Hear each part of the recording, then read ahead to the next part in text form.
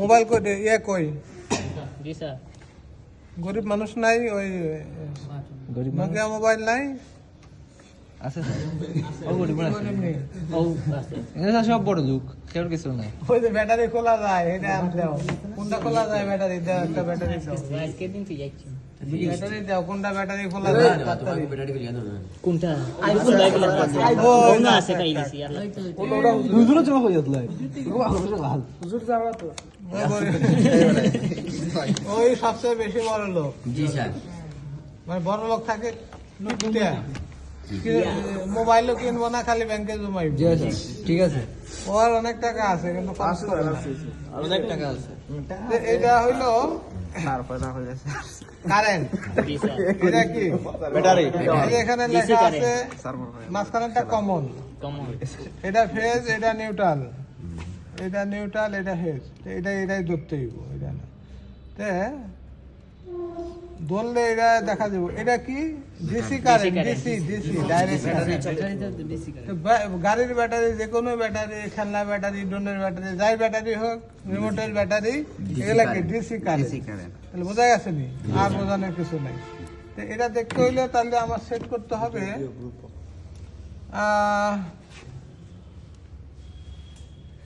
এই যে ভোল্টেজ হবে এই যে সোজা দাগ না সোজা দাগ মানে ডিসি ইংলিশে আর লেখে নাই সিগন্যাল দেখে বোঝা যায় এটা ডিসি ভোল্টেজ আর এসি ভোল্টেজ কোনটা এই যে এটা এসি ভোল্টেজ এই যে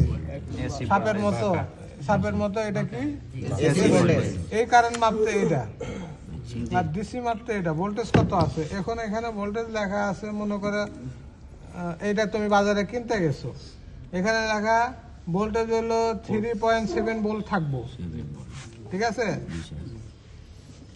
আর অ্যাম্পিয়ারে যে লেখা আছে এখানে তো ওই যে 3.7 ভোল্ট থাকবো তো বাজারে কিনতে গেলা মাপ দিয়ে মিটার দিয়ে দেখলা যে 3.7 তো নাই যতই চার্জ দাও 3 তাহলে তো ওটা দেবো না আগে থেকে নষ্ট তো এখন যদি আমরা ধরি কোথায় এটা আমরা ডিসি ভোল্টেজ সেট করতে হবে এই যে এখানে সেট করলে দাঁড়াও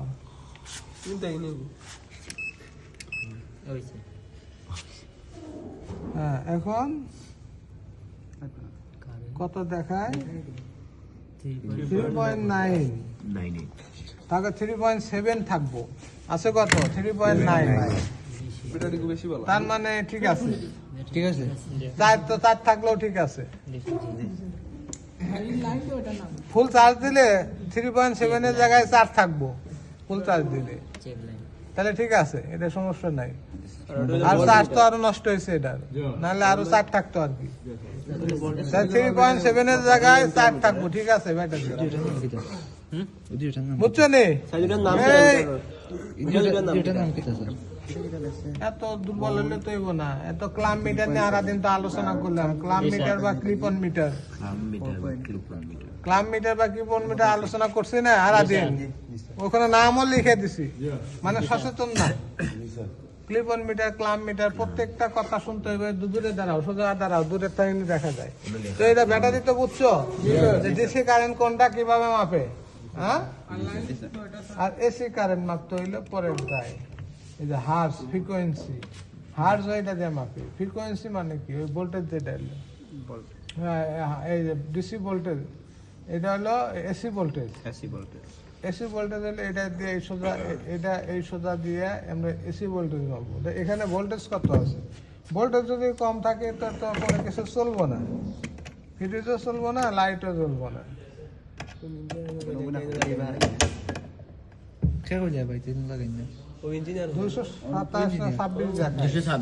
তাহলে ঠিক আছে 226 দেখাইছে ঠিক আছে এবং এটা কিভাবে মারছি প্যারালালে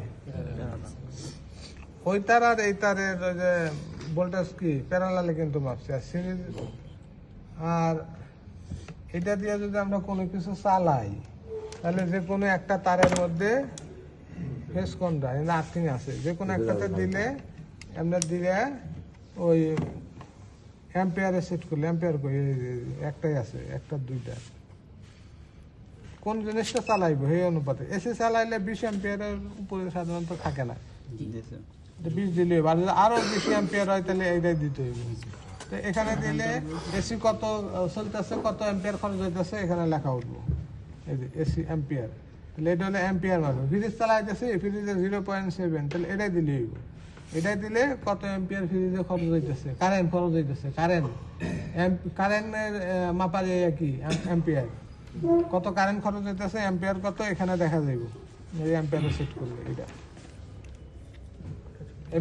এইভাবে দিতে হবে। প্লাগ আছে না, প্লাগের 2 তার, হ্যাঁ 2 তারের 1 তারের মধ্যে আপনার দিবা, দিয়ে দেখবা যে অ্যাম্পিয়ারে সেট করে এটাই দিবা না, এটা তো বেশি, এটাই দিবা, কারণ ফ্রিজের তো 0.7 এত অ্যাম্পিয়ার না, বেশি হইলে এখানে, তো এখানে দিয়ে দেখা যাবে যে কত অ্যাম্পিয়ার। তো এইভাবে অ্যাম্পিয়ার মাপে, খালি এমনি অ্যাম্পিয়ার কি একটা তারের মধ্যে সিরিজে এই যে কোনো একটা তারের মধ্যে সিরিজে আমরা দিলেই হইব।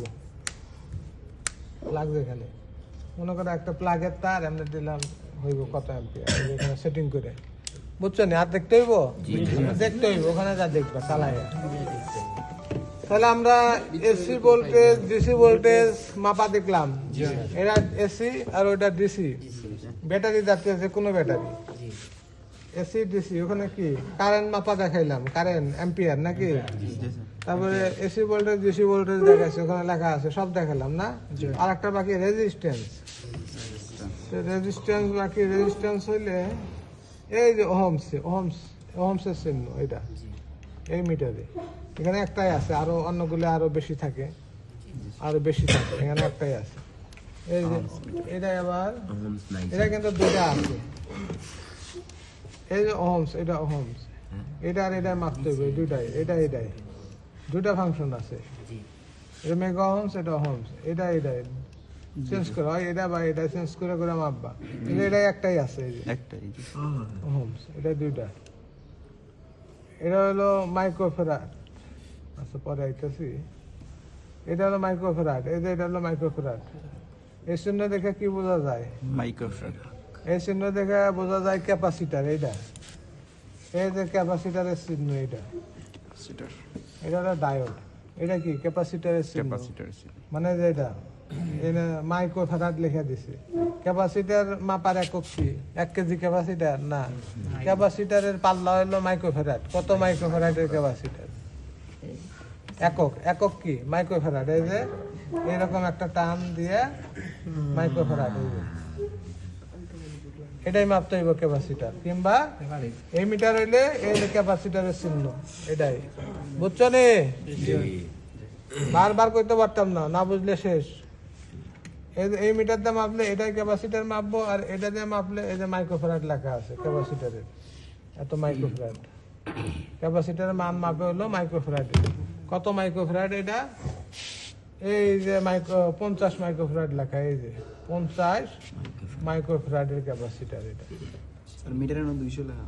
তাইলে আমরা নতুন একটা যোগ করছি, এটা দিয়ে মাপি এই যে ক্যাপাসিটার মাইক্রোফ্যারাড, ঠিক আছে, লেখা আছে মাইক্রোফ্যারাডটা দিলাম।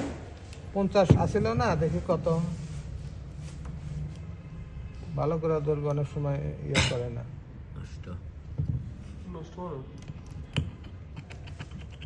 ধরবা ভালো করে। উঠা দেবো না দিরা